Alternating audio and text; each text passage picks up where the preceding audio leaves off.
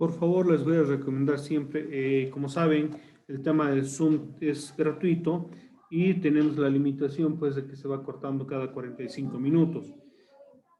Si es que se corta, siempre les voy a mandar nuevamente un link para que se vayan conectando. Entonces les voy a pedir siempre, por favor, que se conecten rápidamente para evitar perder tiempo, ¿ya?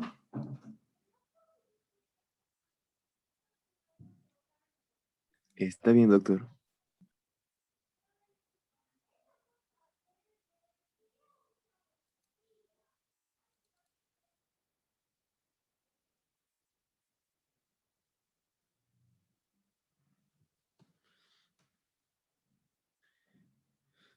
Al ser el derecho una rama que estudia los ilícitos, también va a comprender la creación y el estudio de las leyes penales para su creación y modificación. En este sentido, ¿no? Vemos que la ley del feminicidio ha sido fruto de una necesidad social por la implementación de un castigo a un hecho particular. Aunque algunos juristas señalan, ¿no? Y critican y dicen, ¿para qué crear una ley del feminicidio si las connotaciones son similares y el castigo es el mismo que el asesinato? No varía, ¿no? Ahora, lo que sí implicaría, digamos, diferencia serían las medidas cautelares o medidas de protección que se puede dar a las víctimas, ¿no? Pero más relacionado a los otros ilícitos inmersos en esta ley.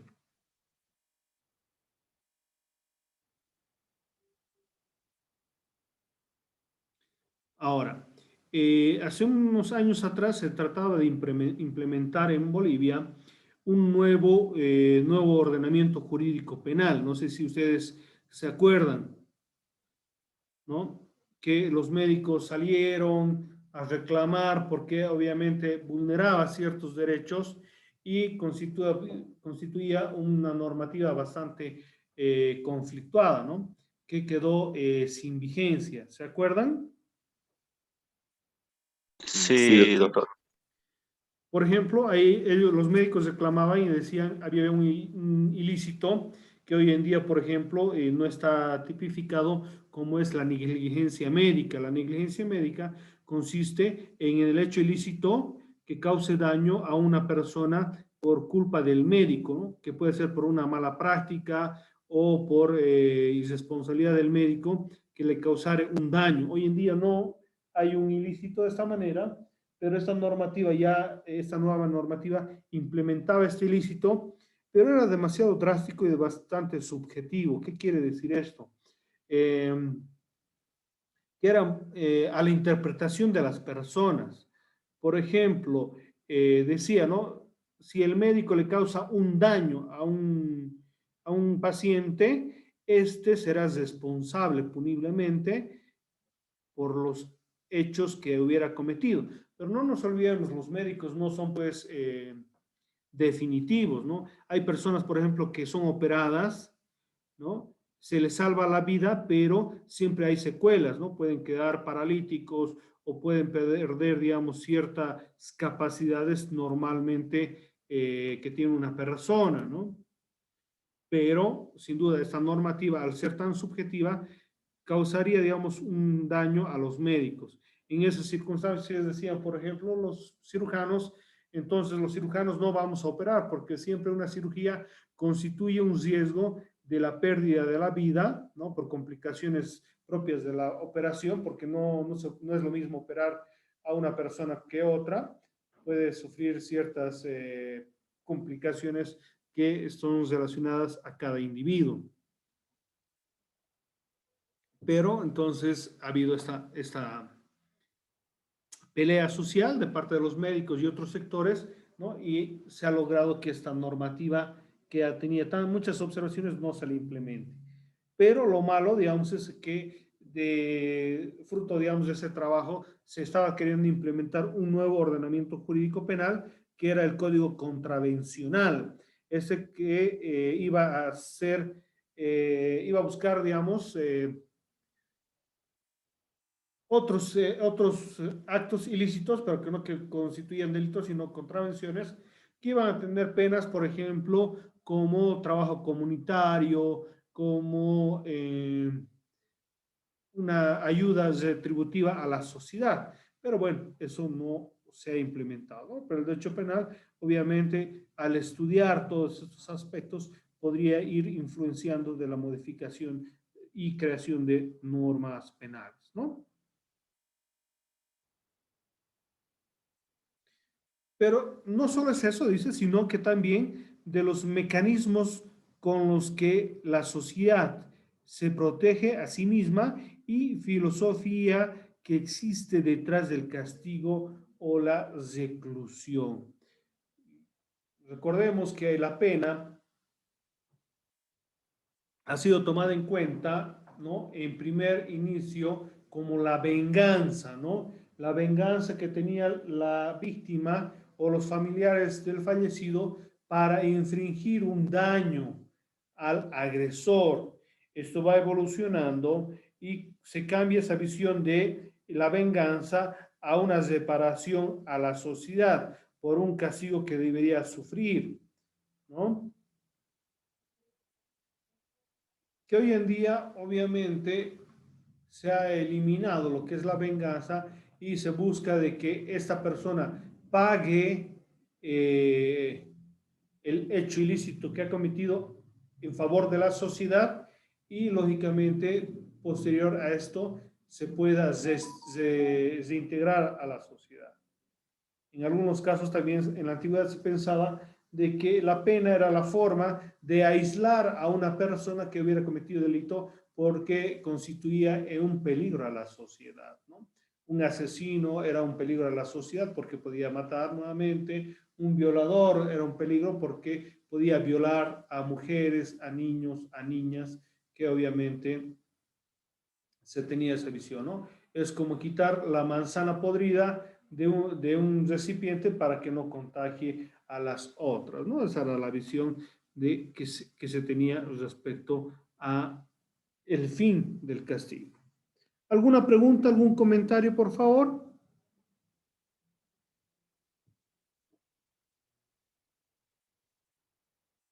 ¿Ninguna?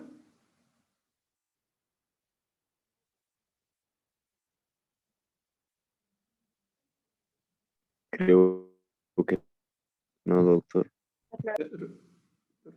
Yo tengo una, doctor. Siga, por favor, soy para eso. Sí, si bien en la antigüedad se usaba la ley de talión como un mecanismo de venganza y ahora se usa más como un mecanismo de resarcimiento del daño ocasionado por parte del delincuente, ¿no cree usted que debería seguir manteniendo esa visión de que la sociedad no necesita más delincuentes y que ellos deberían estar en un lugar aislados de la sociedad? Es una visión, lógicamente, hay muchos teóricos que manifiestan lo que usted señala, pero hoy en día la política es la reinserción, ¿no? Considera de que cualquier persona puede cometer un ilícito, porque no nos olvidemos, hay delitos que son culposos, ¿no? Que constituyen un hecho ilícito que no necesariamente haya sido intencional, ¿no? Que más bien haya sido un accidente para la comisión de un ilícito. Por ejemplo, ¿no? Un accidente de tránsito, un homicidio con accidente de tránsito seguido de muerte. Resulta que una persona puede estar manejando un vehículo y por problemas mecánicos o del medio ambiente puede, digamos, causar un accidente y matar a una persona, ¿no? En ese caso, obviamente, al ser culposo, puede ser de que la persona nunca tal vez esperaba causar ese daño a una persona. Sin embargo, hay otros delitos que son más bien dolosos, ¿no? En los cuales exista el deseo de cometer el ilícito. Por ejemplo, un delito doloso sería la violación, ¿no? Porque hay la intencionalidad del agresor de cometer el ilícito, o el asesinato, en el cual una persona busca quitarle la vida a otra, ¿no? Que inmiscuiría, digamos, lo que sería el ensañamiento, la alevosía, premeditación y el dolo, ¿no? Entonces, son ciertos aspectos que se deben tomar en lo que es nuestra materia de derecho penal, ¿no? ¿Alguien más, por favor? Alicia, aparte de eso, una preguntita más, una preguntita, Alicia. Sí. Digamos, una persona supuestamente ha cometido una violación, ¿verdad? La chica ha dicho, me han violado, todo eso. ¿Y cómo haría para que el sujeto no diría que él no ha hecho siempre? Es lo que me intriga. Bueno, esto un poco nos estamos adelantando, vamos a verlo más adelante, pero valga la aclaración para no dejarle con la duda. Sabe muy bien que el derecho penal tiene dos partes, una que es la sustantiva y otra es la adjetiva, uno que es el que señala cuáles son los delitos y otro cómo es el procedimiento para su sanción. El Código de Procedimiento Penal es la normativa que va a señalar los pasos y procedimientos para la averiguación del hecho ilícito y por consiguiente el juez dispondrá, ¿no? En su sentencia si se ha demostrado o no se ha demostrado que una persona ha cometido un ilícito. En el caso de la violación, si lo ha cometido o no. Ahora, respecto, por ejemplo, a lo que es la violación, es fácilmente determinable, ¿no? Tiene que ser, si nos vamos a ver, voy a compartirles el Código Penal.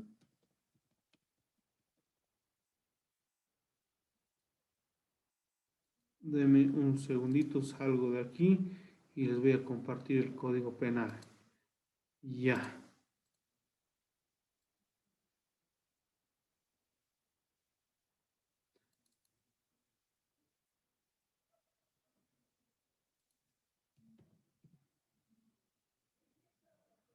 Ya. Aquí tenemos lo que se entiende por violación, la tipificación, y dice, el que tuviera acceso carnal. ¿Qué es acceso carnal, no? Tener relaciones con personas de uno u otro sexo, es decir, de que sea un hombre el agresor o puede ser una mujer la agresora. Porque antes no se consideraba que una mujer podía violar, porque se consideraba que la violación se realizaba simplemente con el miembro masculino. Hoy en día se ha complementado esta visión y puede ser también una mujer que viole, ¿no? Dice, incurra en privación de libertad de 10 años si hubiera empleado violencia física o intimidación, si la pena, la persona ofendida tiene una enajenación mental, ¿no? Va cambiando la penalidad. Entonces, en este caso, es sencillo demostrar, digamos, una violación. Se hace un examen médico forense a la víctima para determinar si ha habido una penetración con fines libidinosos, ¿no? Y también, obviamente, van a encontrarse ciertos rasgos propios de la violación para determinar que si ha habido consentimiento o no ha habido consentimiento. Además, la víctima se le hará una entrevista, puede hacerse una pericia psicológica también para determinar si es que, digamos, ha sufrido algún daño, ¿no? O si está mintiendo también, ¿no? Porque en algunos casos también se ha dado hechos en los cuales la víctima ha señalado que ha sido violada, pero después se ha determinado de que no ha habido tal ilícito, ¿no? Si ha sido consensuado o, bueno, algún otro tipo de actividades.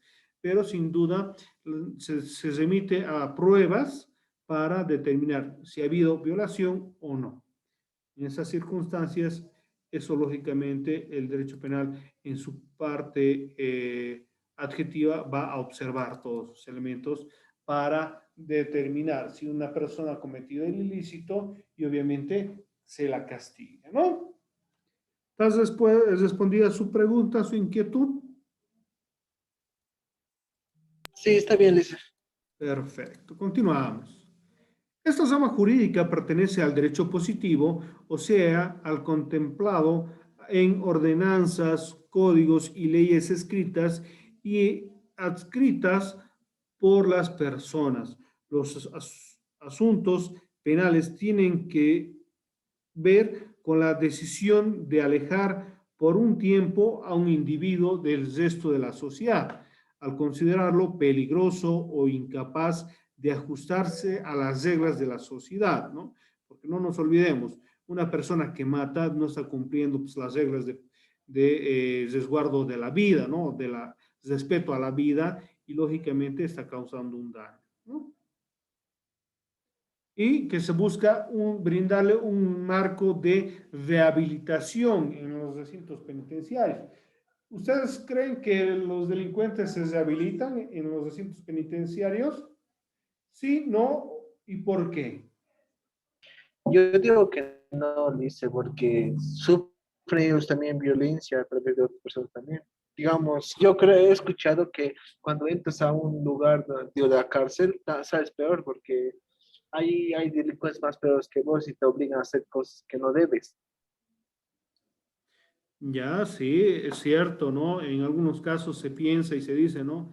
Que la cárcel, en vez de reformar, más bien pues empeora la situación de los delincuentes. Esto obviamente es conflictivo, ¿no?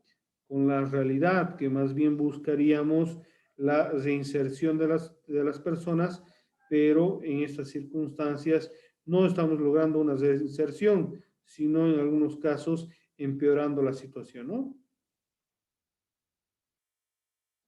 ¿Alguien más quiere comentar?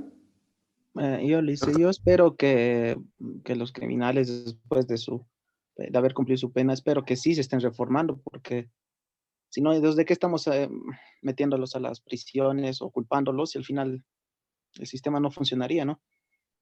Bueno, son circunstancias, obviamente, también deseos, ¿no? De la sociedad. Siempre una sociedad busca que las circunstancias de vida sean más favorables para la colectividad.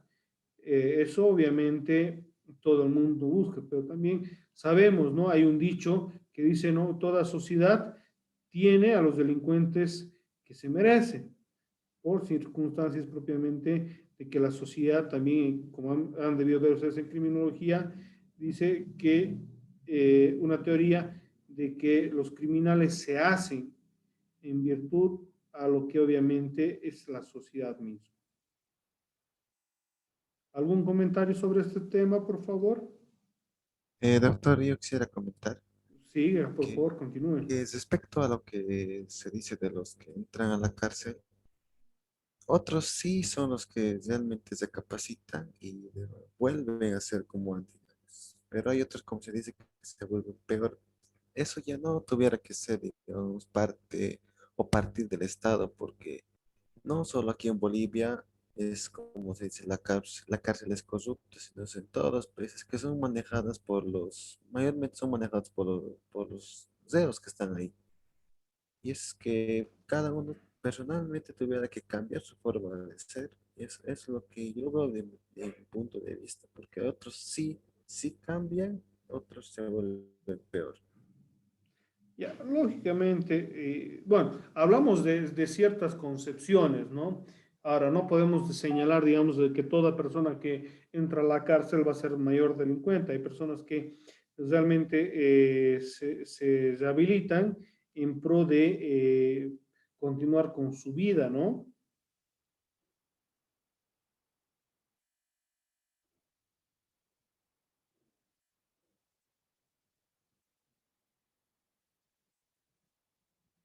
¿Alguien más quiere complementar o comentar? Sí, doctor, yo apoyaría, ¿no? A lo que dicen. Y como usted igual menciona, para mí que es 50-50. Y también depende de el delincuente por qué ha entrado, ¿no? Porque puede ser que ha sido por un delito culposo o por el otro tipo de delito que ahora no recuerdo. Qué vergüenza. Y también eso depende mucho. Después depende de la persona al final, ¿no? Porque al final uno decide. Si uno sabe que cometió el error y sabe que está pagando su pena, pues bueno, en teoría quiere salir para ser una mejor persona. Pero también puede ser que no, que por las mismas circunstancias del sector de donde se ha criado y etcétera, esa es su forma de vida, entonces más al contrario va a aprender técnicas nuevas y etcétera. Y bueno, esa sería mi opinión, ¿no? Aparte, quería comentarle que un compañero me comentó que estaba en lista de espera y que sí le podía dejar pasar, por favor. A ver, deme un segundito. No hay nadie en espera. Todos están adentro del grupo. Ok, Lice, gracias. A ver, o dígale que vuelva a intentar. Normalmente me sale un mensajito, ¿no? Cuando hay una persona en espera que ustedes no ven y yo automáticamente los acepto. Pero no hay nadie ahorita en espera. Si no me saldría. ¿Qué se llama el participante? ¿Alumno? Silver Santa Cruz. Ahora sí. Ya está admitido. A ver, esperemos un minutito que se conecta. Algunas veces por tema de conexión no se conectan. Ya está en sala. Cuando Sí, me algunas comentó, veces está muy lleno, son números grandes del Zoom, no te permite, ¿no? Pero en este caso no. Ya se ha admitido. Bueno. me comentó que por accidente se salió, es por eso el motivo, Oh, doctor. ya. Entonces, ya. Bueno, ya está ingresado. ¿Alguien más quiere comentar algo respecto a lo que estamos viendo, lo que es el derecho penal?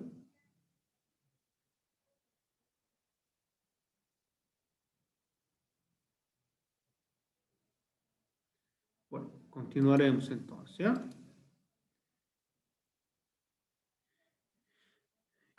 Muchas veces se trata de ver las fuentes del derecho para ir comprendiéndola, ¿no? Pero el derecho penal, al ser, digamos, una visión que tiene sus fines, su objeto específico de investigación, ¿no? La única fuente del derecho penal, ¿no? Pues es la ley, porque esa va a determinar si un hecho es ilícito o no es ilícito, por consiguiente, si tiene una pena o no.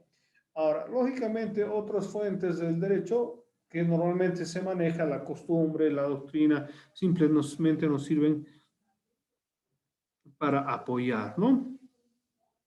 Pero la fuente primordial del derecho penal va a ser la ley, ya que la costumbre ni la naturaleza definen lo que es punible o no, solo la ley es la que va a determinar qué se considera ilícito o no.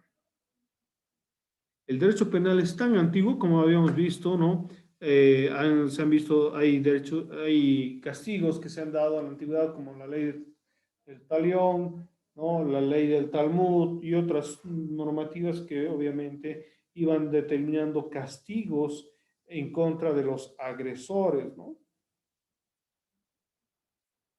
Eso es lo que habíamos visto, ¿no? Lo que les decía, que anteriormente se consideraba la pena como una venganza, o la ley del talión, que era el ojo por ojo. Si tú le dañabas a una persona y esta persona tenía derecho a causarte el mismo daño, ¿no?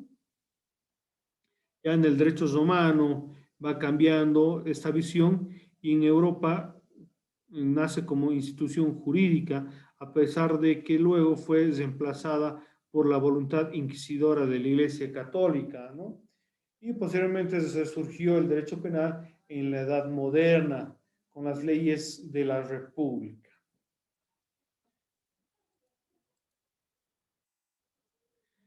Ahora, el derecho penal se rige en varios principios que los vamos a ir desarrollando, ¿no? Estos principios que obviamente se tienen que manejar para evitar, ¿no? Castigar a una persona incorrectamente y que obviamente pueda defenderse. Imagínense si ustedes se encontrarían en una circunstancia que les van a atribuir el ilícito. Ustedes lógicamente quisieran tener pues el derecho de poder demostrar su inocencia, ¿no? Entonces, en virtud a este requerimiento, estos principios obviamente son tomados en cuenta por el derecho penal. Uno de estos principios es la presunción de inocencia. ¿Qué quiere decir? Que toda persona es inocente hasta que se demuestre lo contrario. Esto es vital para evitar castigar a una persona que no sea culpable, ¿no?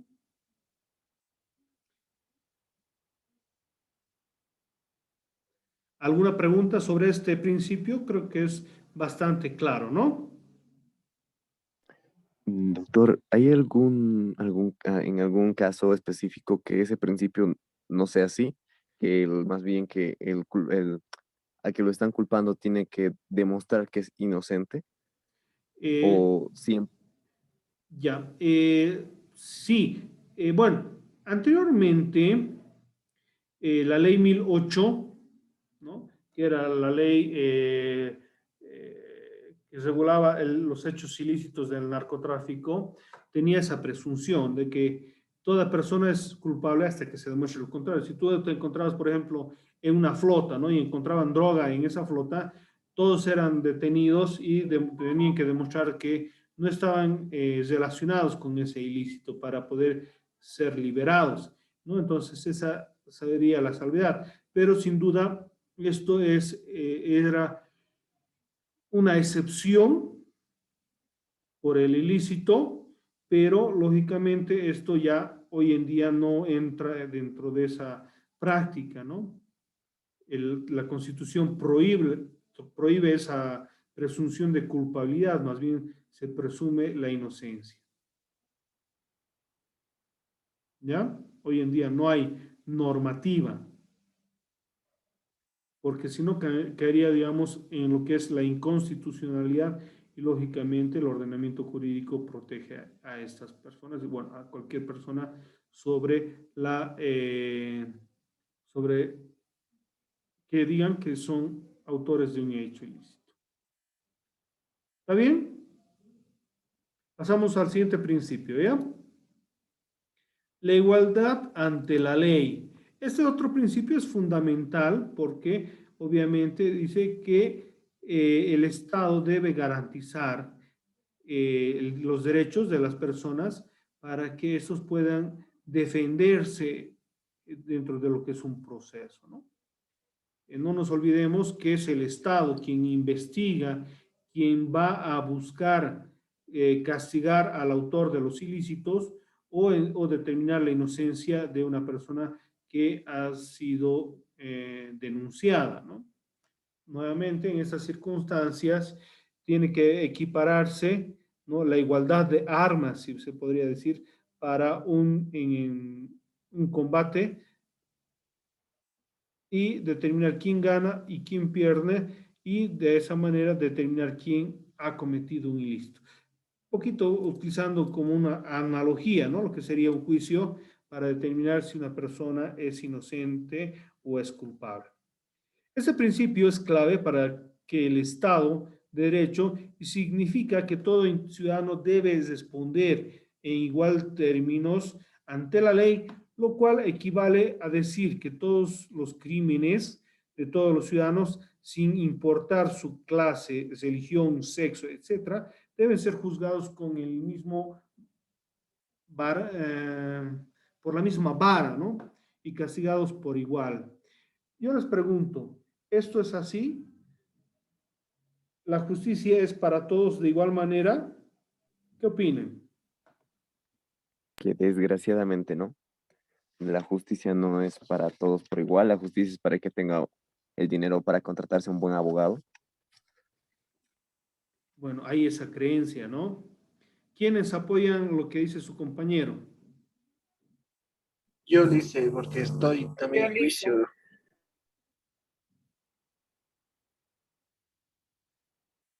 ¿Sí? Bueno, también está el caso en que la justicia pone un límite de dinero para que puedas pagar y salir libre, ¿no? Bueno, dependiendo, ¿no? Hay delitos patrimoniales en los cuales obviamente se tiene, se busca una reivindicación a un derecho, pero no nos olvidemos, ¿no? La justicia es gratuita, no nos olvidemos, pero son ciertas circunstancias que nos llevan a ver otros aspectos. ¿Algún comentario más respecto a la igualdad ante la ley? Sí, yo, doctor. A ver, lo escuchamos. En realidad sí considero, ¿no? Que toda la ley está hecha para todos por igual, en esencia, ¿no?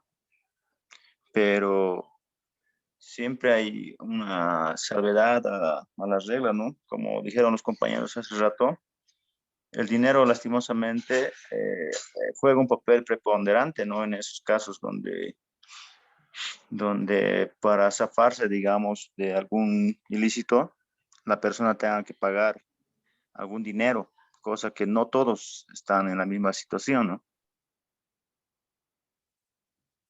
¿Qué caso concreto estaríamos hablando? Porque, a ver, no estoy entendiendo justamente eso del dinero, porque la justicia es gratuita, dentro de comillas, ¿no? Pero obviamente tiene ciertos gastos judiciales. No nos olvidemos, los abogados somos aquellas personas que defendemos o atacamos, dependiendo, digamos, de a quién atendemos.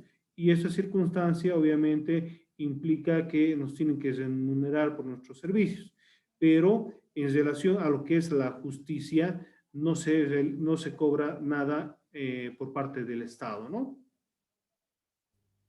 Licenciado, ¿Sí? por parte de eso, como se decía que la ley es para todos, pero al momento de aplicarla sí hay una diferencia, como decías, mi compañero Silver. Claro, los abogados, como se dice, que cobran lo que es sus honorarios, pues claro, pero al momento hay abogados que conocen, como decir, a jueces, fiscales y demás, que le conocen como muchos le decimos como el soborno, ¿no? Claro, para que salgan toda la audiencia a su favor. Ya, usted me diría, digamos, lo que algunos abogados mueven ciertas influencias para beneficiar a una u otra persona, pero ahí no estaríamos hablando de que la justicia, digamos, no es igualitaria, simplemente es de que se está torciendo la justicia para beneficiar a una u otra persona, a eso nos referiríamos, ¿verdad? Sí, licenciado. Exactamente, doctor. ¿Ya? Sí, es evidente, ¿no? En algunas circunstancias, ciertos abogados, malos abogados, se agarran de ciertas influencias para beneficiar a sus clientes. Esto es cierto, es real, ¿no? Pero que no debería ser, pues, de esta manera.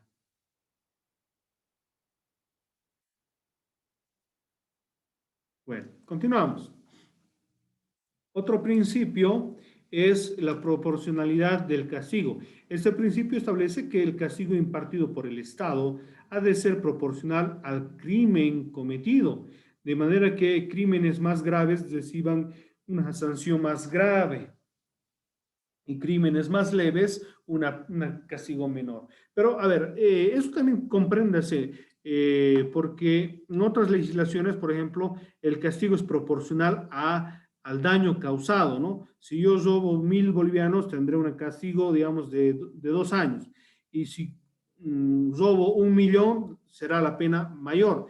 En nuestra legislación, robes 1.000 o robes 100.000, es el mismo castigo, pero digamos, no es lo mismo, digamos, robar, que es un delito patrimonial, como el matar, que sería un asesinato, que sería un delito contra la vida, ¿no?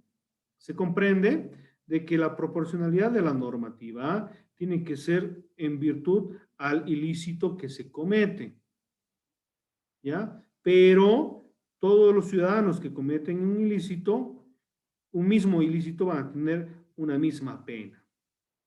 ¿Se comprende? Sí, Sí, doctor. doctor. Perfecto. Bueno, continuamos el siguiente. Legalidad del derecho. Ese principio establece que las acciones del Estado en la sanción de los delitos cometidos no puede ser a su vez crímenes, es decir, no se debe castigar a una persona de manera ilegal. Todo debe ser enmarcado a la legalidad de los hechos.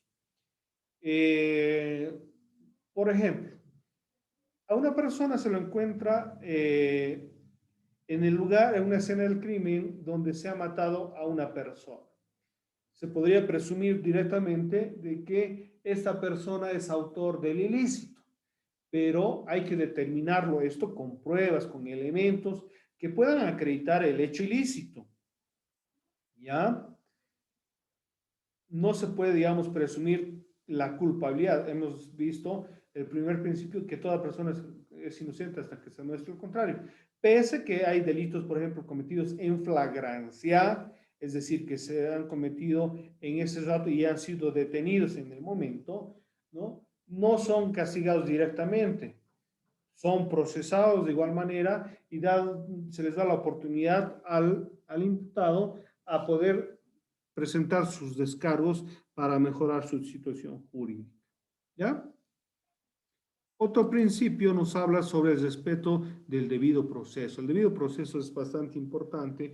Eso lo van a ver mucho cuando veamos el procesal penal, ¿no? Bueno, no conmigo, sino con sus futuros docentes. Ahí van a poder determinar de que todo proceso debe cumplir ciertos derechos y garantías reconocidos por la Constitución, denominados garantías constitucionales, ¿no? En virtud de darle la igualdad en el proceso para que el imputado se pueda defender dentro de lo que son los principios de igualdad procesal, ¿no? Es el conjunto de pasos y procedimientos que la misma norma señala. ¿Ya? Los derechos humanos también es un principio fundamental del derecho penal, ¿no? Los derechos humanos son derechos mínimos que se merecen todo ser humano sin importar sus condiciones, proveniencia o grado de culpabilidad, incluso si él no respetó los derechos de otra persona. A un delincuente no se le puede vulnerar sus derechos pese que, digamos, ha vulnerado otros derechos. Esto, obviamente, es en virtud a la Declaración Universal de los Derechos Humanos, ¿no? Que Bolivia ha suscrito en las Naciones Unidas. Entonces, a toda persona, aun sea un delincuente, se le debe respetar estos derechos para que esta persona pueda ser juzgado y encontrado en el caso inocente o culpable, ¿no? ¿Se entiende esto de los derechos humanos? Sí, doctor. Perfecto. Ahora vamos a ver los elementos de la pena, del derecho penal, perdón. Se ha dicho que es el delito y la pena principalmente, ¿no? El delito es el hecho antijurídico que causa daño, típicamente identificado, ¿no? Y la pena es el castigo. Esto, dentro de la lógica, también algunos autores complementan a estos elementos lo que es el delincuente, aunque otros autores no aceptan esto, ¿no? Pero obviamente es importante también darnos cuenta de que el delincuente es importantísimo en este hecho, porque es la persona que va a cometer el ilícito. ¿Qué es delito? El delito es una ruptura concreta de la ley atribuible a un delincuente y del cual haya pruebas, evidencias claras, ¿no? El delincuente justamente va a ser aquella persona que va a cometer el ilícito y la pena va a ser la promesa o castigo que se le promete a aquella persona que comete el delito. ¿Ya? Y hay otro elemento que es el juez o la autoridad judicial que va a estar enmarcada por la ley, quien va a dar, primero, va a